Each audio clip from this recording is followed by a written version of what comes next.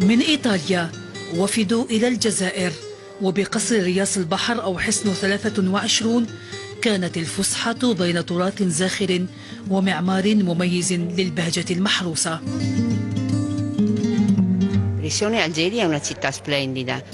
تعجبني الجزائر، هي مدينة رائعة. هذا القصر مدهش لأن هندسته مختلفة جدا على ما عندنا في إيطاليا. إنه جميل ومهم جدا.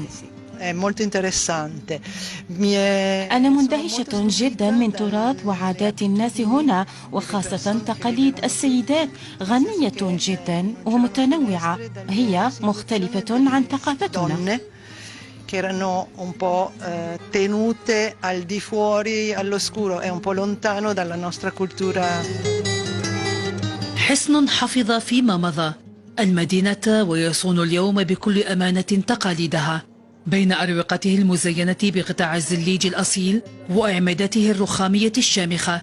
تباهت الجزائر بتراثها اللباسي الزاخر، فعلى أقمشة القاطفة والحرير كتبت خيوط المجبود والفتلة الذهبية تراث المحروسة، فصممت الجبادول بأحجاره وألوانه البهية، الكراك العاصم ومحرمة الفتول والجبة القسنطينية بإيحاءاتها الملكية.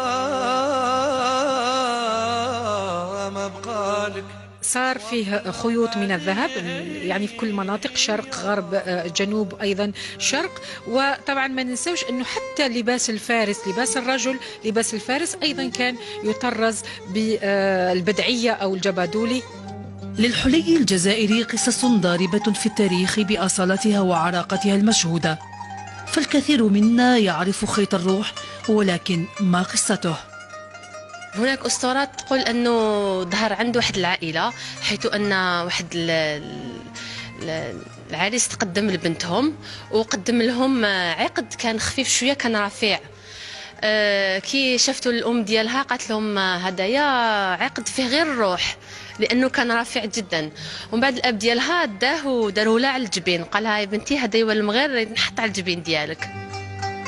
خيوط الوصل بين ماض زاخر تنسج في حاضر يخلد عراقة الجزائر ويفتن كل من جاء